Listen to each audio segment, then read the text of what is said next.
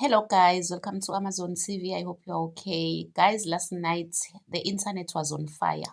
On News Nexus channel, South Africans are fed up. South Africans are tired. They don't even care about who says what right now. They want their country back. So let's listen to the debate, guys. Unfortunately, I will not be able to comment or to react during the debate because I will be disturbing, I will be distracting you. So let's enjoy the debate. Thank you so much. Thank you so much, host. Thank you, ma'am. You're welcome. Thank you. So, Dudula Queen is correct. You obviously can't reason with these people, right? You are talking to people who think being black is a qualification to enter and stay in a country illegally. There's no reasoning with these people. I mean, there was a video and quite a number of videos actually of Nigerians, maybe you saw them, host, saying that when they came to South Africa, the biggest culture shock for them was that people stand in a queue and wait their turn. So even basic decorum and conducting yourself like a civilized human being is out of grasp for these people. This is why people like Stana here are all over social media following South Africans around to banter, because you can't reason with them. Now, I want to say to Ghanaians, look, I understand you are emotional and you've been fed a lot of random fake clips on the internet posted by other beta kwerekweres, who are trying to stay in South Africa. But you are losing it. And I see your threads. You say you're going to cut ties with South Africa. And I want to tell you that you are not in a position to retaliate to South Africa, unfortunately for you. You are small, Ghana. You are small. You're just an egg republic. I mean, if you look at our trade portfolio with Ghana, it's very small. South Africa would barely feel it if you actually cut ties. You obviously can't because it's not even up to you, right? But the truth of the matter is South Africa does not need Ghana more than Ghana needs South Africa. That is a fact in terms of trade. We have a much larger and more diversified economy. I mean, which is why we trade with a lot of countries, Europe, China, the United States. So you are not in a position to retaliate. I'm sorry to tell you this.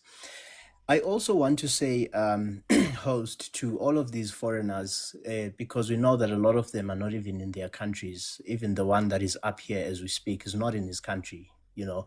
Immigration is a privilege. It's not an entitlement. No country owes you. Okay, no country owes you. They don't understand this. And your responsibility as a migrant in a foreign country is to integrate and respect the laws of the country. Not to be constantly on social media provoking them. And I've been asking them this because they've been doing this for a very long time. They've been constantly provoking South Africans and disrespecting them all over social media. What did you think the end result will be? I mean, I'm shocked that they are now up here crying, And here's the truth of the matter. South Africa is in an abusive relationship with the continent of Africa. That is the truth. Because we are being told that being black, they think that being black grants you immunity from accountability. And they think that being black absolves them of the responsibility of being a proper and respectful visitors. So they believe South Africans don't have a right to determine their own fate and choose who they want in their country, which is ridiculous. I've been telling some of my commanders that, if Zimbabwe or Nigerians decided that they only want to integrate with the Japanese in their country, you'll never see South Africans all over the internet barking at them, trying to control them and trying to shame them and telling them how they should run their affairs. We don't care. It's your decision. But we don't see that energy from the Africans. They are crying about white people. They are crying about everything else. And also, gazetted a law that they saying that 75% of foreign businesses should be given to Zimbabweans. Did you see us opening lives and persecuting them? Absolutely not. Tanzania did the same actually early last year. You can't run salons there. You can't do anything. Why is it that when South Africa wants to make a move to protect South Africans, it is an issue? But this is exactly the issue that we're speaking about, hosts. They think that they feel more entitled to South Africa than any other African country.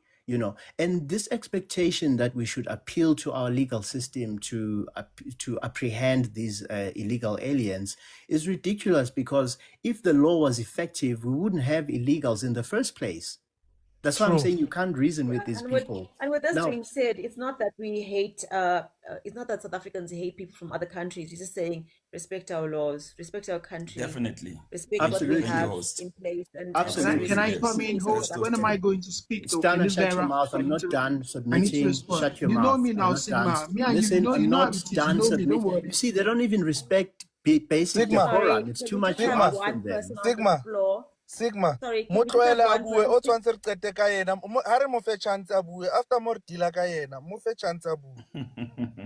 Sorry, Mo fe Sigma, you chance a bue, want re tlo to deala ka continue? yena. Yeah, no, I'm with you, my leader, Trevor. I just want to say this quickly because there's a lot of misinformation going around with the Ghanaian guy. I want to say to them that, you need a valid business visa, which is issued under the Immigration Act 13 of 2002 in South Africa in order to run a business. Simply having a passport does not grant you the right to start operating a business. That is the law of South Africa. Okay. And without that, running a business is illegal, regardless of whether or not you have a passport. That is the law of South Africa. And we also have a law that says you have to have a minimum of at least 5 million rand to run a business in South Africa as a form of investment. Now, you also have to employ at least 60% of the local staff. Those are part of the laws that we have, which are set by the regulatory environment, which is why, for example, we didn't allow Elon Musk to operate Starlink in South Africa, even though he's a fellow South African. So this is not about hate, it's about enforcement. Okay, and there's no way. I mean, if you watch the video, obviously there's no way that Ghanaian alien could have had that investment. He doesn't have 5 million rand. I mean, the guy looks like he hasn't taken a shower in 6 months, right? So none of these Africans are in their countries, and that's part of the problem. And if you ran away from your country and you couldn't confront the despotic leaders that are oppressing you in your country, you are not in a position to lecture South Africans about how they should conduct their affairs. You haven't earned that privilege, And lastly, host, I just want to say this quickly because this is a talking point we hear a lot from these aliens. They like to downplay the achievements of Black, colored, and Indian South Africans because they suffer from inferiority complex. They believe a Black man is not capable of building a functional nation, and you can't blame them because they haven't seen it in their countries. So their go-to talking point is white people because they have internalized sense of inferiority complex, which is why they are dying in the Mediterranean Sea, trying to cross over to Europe in those little boats in order to be in proximity with the master to feed them. You'll never see South Africans doing that. We are told that whites run our economy.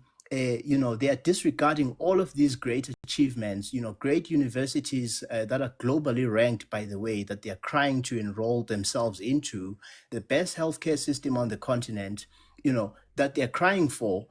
But the same whites that are supposedly oppressing us are actually crying and appealing, trying to lobby the Trump presidency to help them because they claim to be oppressed in South Africa. So these Africans truly have a low IQ, and I've heard just about enough of it, So then the ultimate question, host, is if South Africa is such a hostile nation to immigrants, that is so dangerous to foreigners because they like to Google our random crime stats, even though they add to those stats, why the hell are they on social media crying to live in such a country? Make it make sense. I think the only logical they want to be like answer here- Bushiri. Sorry, Sigma. They want to Sure. be like Bushiri because he got scot-free. We don't know how he left this country and he's still quiet. There was a thing of him being extradited back into the country and still pending. So they think this is South Africa as a Canaan, a land of milk and honey. That's why they want to come in here and do as they please. Thank you very much. Sorry for my interjection there. No, it's not that only, Dumelo. Look, I always like to break things down using simple logic, and I have to also reduce my vocabulary when I speak to these Africans. If you look at every Yes. object around you right now, it has a limit. Okay? Everything has a limit. Everything around you has a limit. Your phone storage has a limit. If you overload it with apps, it's going to be slow and it'll eventually crash. The chair you're sitting on has a weight limit. If you inflate a balloon beyond its limit, it's not going to adapt, it's going to burst. If you get inside an elevator, you'll see that there's a limit of capacity, how many people it can hold. So why do people think a country does not have a limit? If a country like the United States of America, with such wealth and resources, a GDP of $40 trillion, is chasing illegals, how on earth is South Africa expected to house the whole continent? Make it make sense. Despite our youth unemployment that is so high, despite the shortage of resources and service delivery issues for the locals, what kind of expectation is this? So that is why, host, I'm saying we are in an abusive relationship with this useless continent.